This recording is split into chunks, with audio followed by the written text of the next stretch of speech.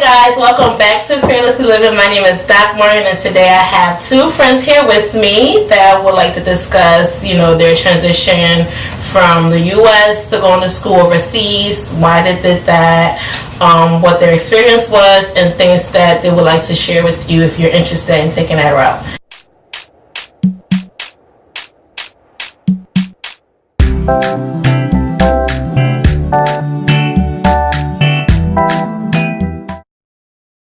So you guys can go ahead and introduce yourselves.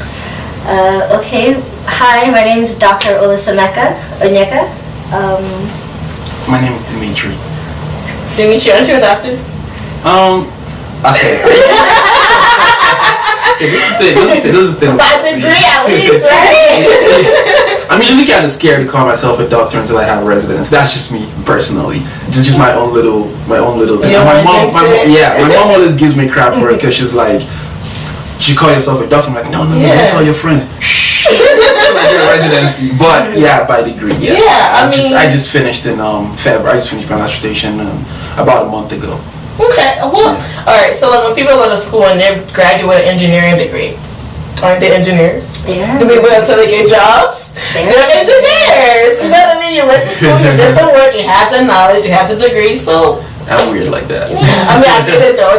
For me, I feel like, I don't want to jinx it, but man, you work hard, okay? And I'm going to speak by faith. Exactly. I'm going to call myself Dr. Olisemeka. Believe me, that job is on its way. I'm speaking it into existence. Exactly. So that's what I'm Exactly. I like how you just went right to like doctor, you know what I mean? I love that. I'm just a coward. I don't know. For now. I can understand both sides though. At the same time, like you want to be cautious, you don't want to be too anxious and excited, but I feel like you still need to have that little bit of faith. Like I know I'm gonna get something. Right. Which you are. I'm like so positive that you're gonna get something.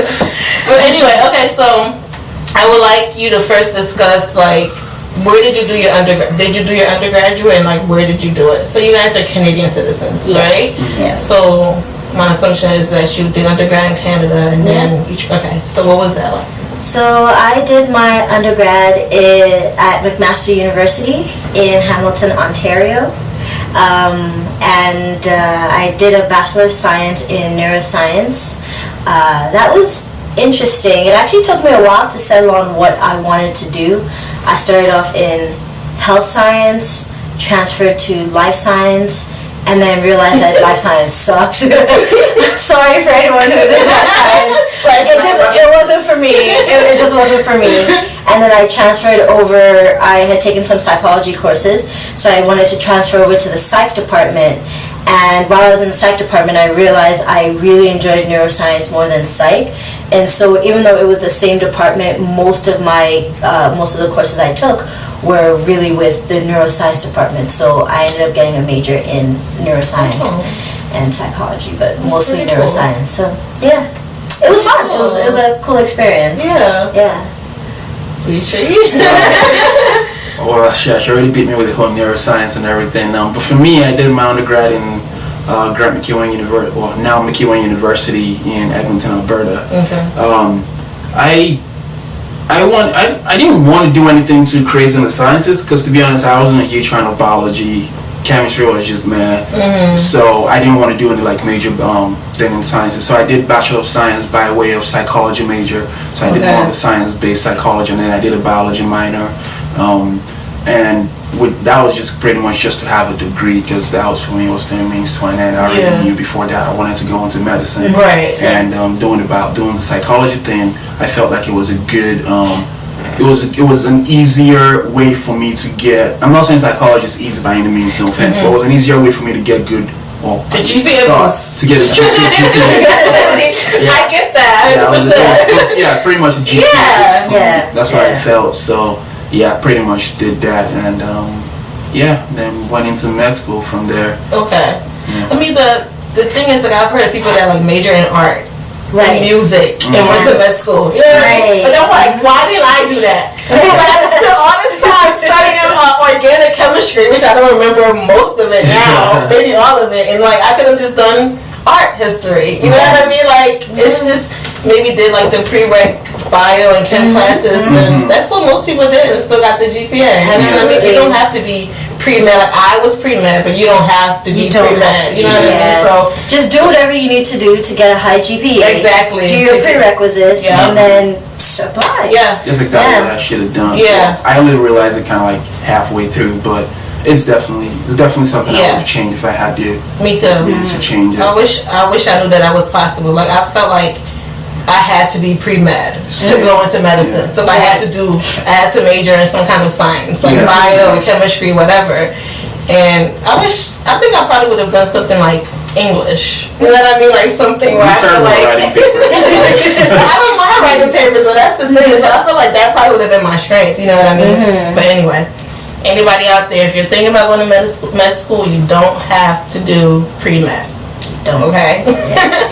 All right, so graduated. Did you take a year off? What was that transition like? What did you do? Well, for me, okay, in my second, going to third year of medical school, I decided to try my hands on like the MCAT and applying into undergrad. Undergrad. I'm like, you're talking about MCAT. Going to third year of undergrad, I decided to try my hands on the MCAT, and then also to try my application into med school, because I know in Canada they say you could apply from your second or third year if you had really stellar scores. My scores are not that stellar, but I just kind of like wanted to test the waters to see how it was. And also the other reason I did that was because the prereqs takes like your first and half of your second year to do it, so I felt like everything was kind of fresh in my head, because the MCAT was all about the chemistries and the biologists and everything, so that's why I did it. And after when I did that, oh man, it was gross rejection all through. But I kind of expected it, because it was just going into my second year, and again, like I said, I knew really stellar scores. So after that, I kind of knew I believed I knew what to do and what not to do in preparation for my fourth year applications. So that's why straight out of fourth year, I didn't take any time off or anything. I went ahead and applied to. I only decided to apply to one Canadian med school. This in my second round, which was my fourth year. One Canadian med school, and then to Ross. And ended up at Ross University. So that was how it was for me. So I didn't really take I didn't take a full year off. I just maybe took like just the summer. The summer. It seems. I don't think that's the time off though. That's like the break, right? Yeah, Usually kind of like a transition. So you went right in then. What about you? Mine was different. I think I had applied in my third year of med school to undergrad. I'm sorry. You've gone to so much school. You only remember the most recent one. Okay, in my third year of undergrad, I applied to a bunch of med schools, a bunch of U.S. med schools, and maybe like 2 Canadian medical schools. And I had taken the MCAT, and I was rejected from a whole bunch of them. It'll happen. It's normal. I got waitlisted at one, so I was hopeful that I would, eventually get a spot. Didn't happen, and so I was like, okay, so I've got another year to do this. So I applied, again at the end of my fourth year, but that basically meant like I had a year off. So during that year off, it wasn't really a year off, but during that year time, I worked on different things that were kind of my weaknesses, like physics, for example. I had graduated, but I knew that I sucked at physics, so I went back to take some physics courses to see if I could get a better grade in physics, because that was like my main, one of the main things that I did not do very well at. So I went back to do some courses and basically just use that year to take a light, course load, try to improve my GPA, a little bit, and that was my year off. And then at some point in time during that year, I was like, okay, let me face facts. I'm gonna have to apply to a bunch of Caribbean medical schools, and I didn't apply to as many U.S. med schools. I think I only applied to a couple that I was waitlisted. The one I was waitlisted at, and a couple that I had spoken to people at the school and thought I, would have a good chance there. Was rejected from all of those, but I got into pretty much almost every Caribbean school I had applied to. So I was like, well, looks like I'm going to the Caribbean, and Ross was my number one choice. So that's where I chose. That's where I went. Yeah, that's interesting. Like, I think for me, I didn't even know Caribbean schools existed. Like, my school had like I don't want to say a partnership, but St. George was like in one of their books, like possible medical schools. You know what I mean? So I knew, okay, St. George is in the Caribbean, in Grenada. So I was like, okay, cool. But I honestly didn't really know anything about this path. I had like a family friend who did like an accelerated nursing program, and at her nursing school they had like a poster from the school that I ended up going to or something like that. So she was like, you know, here like they don't need a, like at this time I was studying for my MCAT. Now I wasn't like you guys. You did it like second year, third. I was like fourth year, about to graduate. I think I was really actually afraid of rejection, which is why I waited so long to like, okay, I want to do this, but like, I don't want to get that I'm sorry letter, unfortunately. So I was studying for the MCAT then when, you know, I heard about, you know, Caribbean. So I was like, let me just, you know, do a little bit more research into it. When I came up, it was like a whole nother world of like so many schools. So that's how I actually came about it. How did you guys find out about it? Did you just kind of know? Well, I had a friend who I think when I got into McMaster in my first year, he was in his fourth year, and I knew him. He was a good friend of my brother's, and I ran into him one day in the student center, and you know, we got to talking. He was studying, and you know, and he was getting ready to graduate. He told me how he was going to go to Ross University, and I was like, oh, okay, that's an interesting choice. And like, this is me extremely like, Dr. I'm so sorry if you ever see this. Joe, please don't be mad.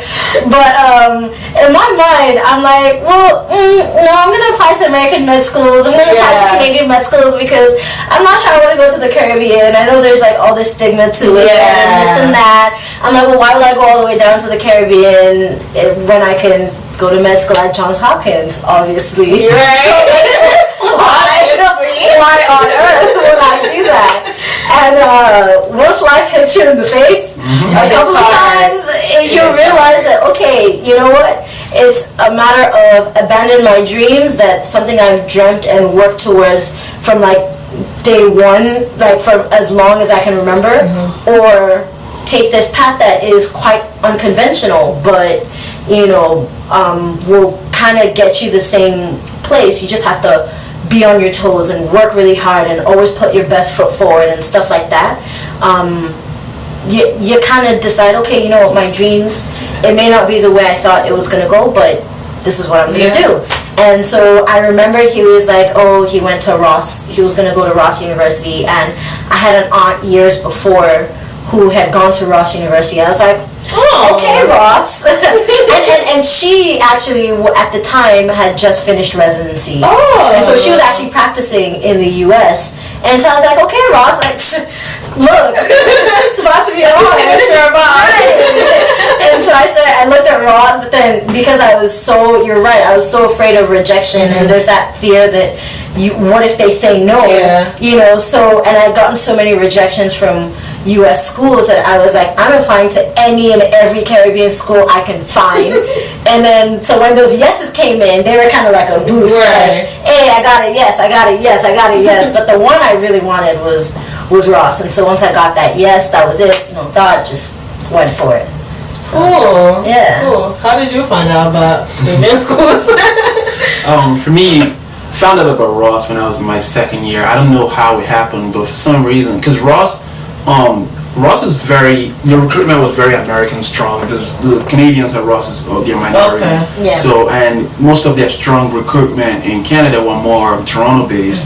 So it was honestly by chance that they came, I don't even know how, but it came all the way down to Alberta, and I think I saw a flyer or something like that on my this was my second year of undergrad. So a flyer or something like that in the cafeteria during like open house or something. And then I kind of took the flyer and I just looked at it. And then I remember going to talk to my mom. I was like, hey, what do you think about like a Caribbean med school? She was like, I can imagine. And then automatically I just X'd that out of my mind, and then just went ahead applying to a whole bunch of things. And then later, I think it was probably like about a year after that, my mom was telling me, she was like, I think actually that same time she also talked to a friend of hers that's a doctor in Atlanta, and then he was like, yeah, don't let him do that Caribbean med school crap kind of thing, right? Oh, wow. And then later he called her and told her, he was like, listen, I want to apologize for what I said about Caribbean med school. I actually had the opportunity to work with a resident that was from Caribbean med school, and he was one of the smartest, most hardworking people I ever saw. And then when he told my mom that, my mom was like, oh, and then she told me about that conversation that they had, and then I was like, oh, okay, that's cool. And then after I had gotten all those rejections from the Canadian med schools, I told her, I was like, so what about Ross? And then, back to that subject. Yeah, and then she was like, honestly, and then the funny thing is that she even forgot that I had brought up Ross the first time. She was like, what are you waiting for? Apply to Ross. Yeah. And then I was like, you probably forgot 2 years ago when I asked you about Ross. She was like, oh, I'm so sorry I ever said that.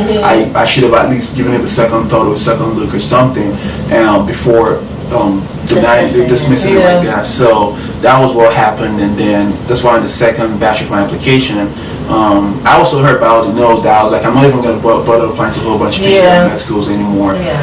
I only applied to one American med school, Baylor. They didn't get back to me. No, received your application. No, that was just straight disrespectful. So I said, I'm growing. I'm going to become an attendant. I'm going to apply there to work, and I'll be like, but the second batch I only applied to like one Canadian med school, and then applied to Ross.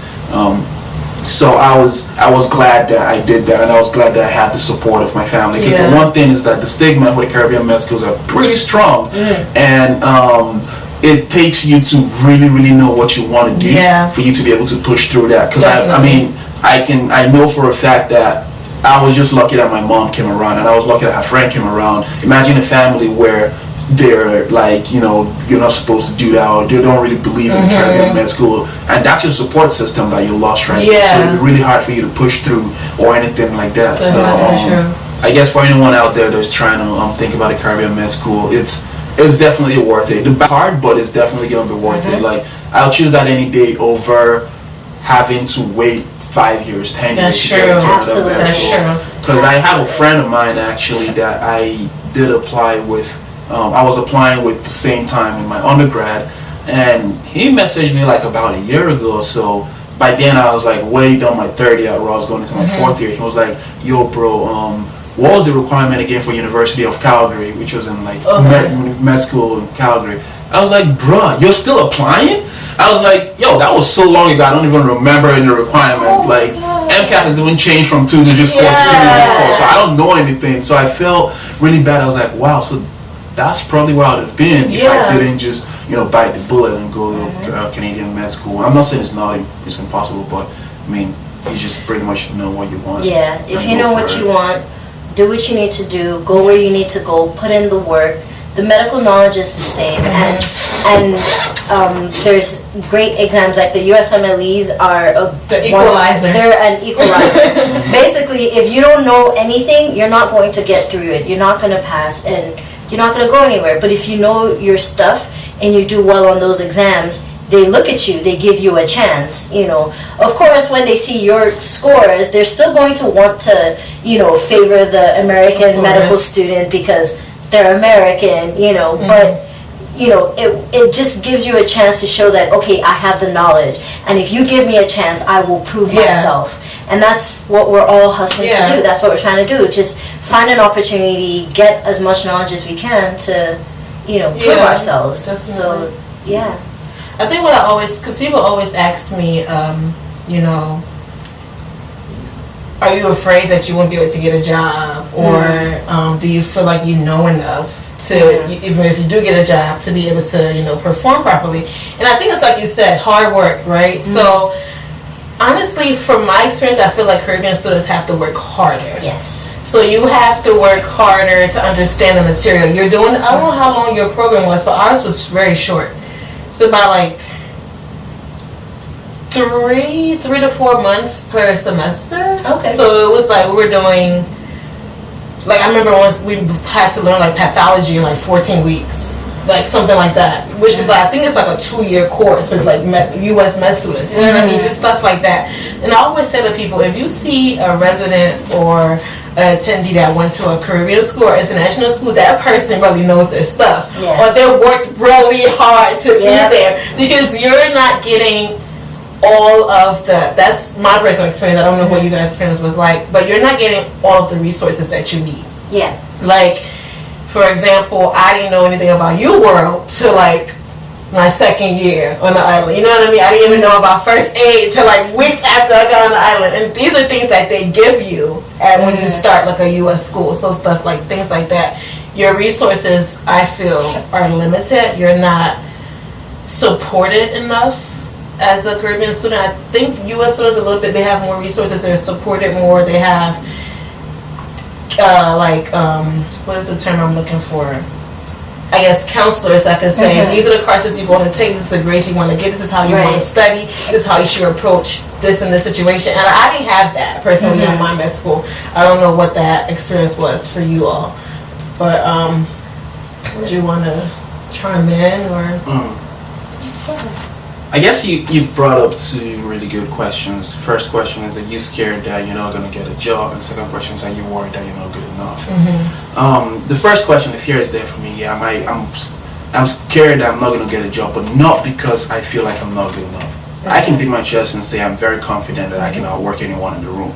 That's just me. That's my personality. And I can beat my chest and say I know I'm smart enough to handle any situation. Now, the part that scares me is, does the person hiring see me that way, or do they just see Caribbean student, American student?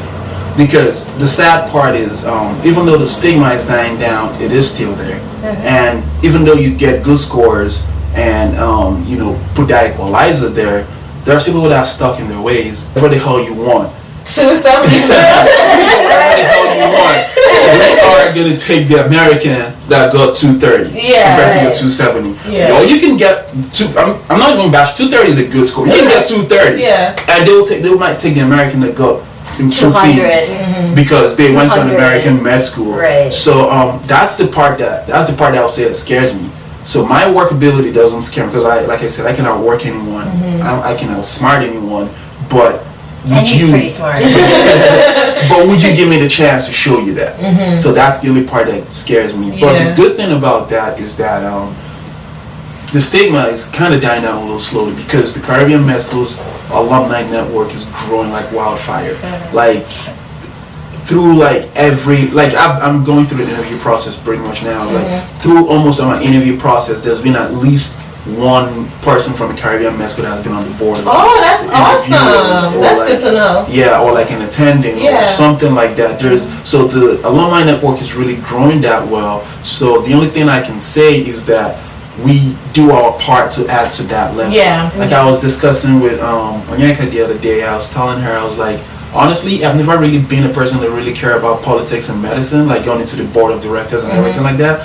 But just the fact that I'm a Caribbean student, I feel like when I get into becoming when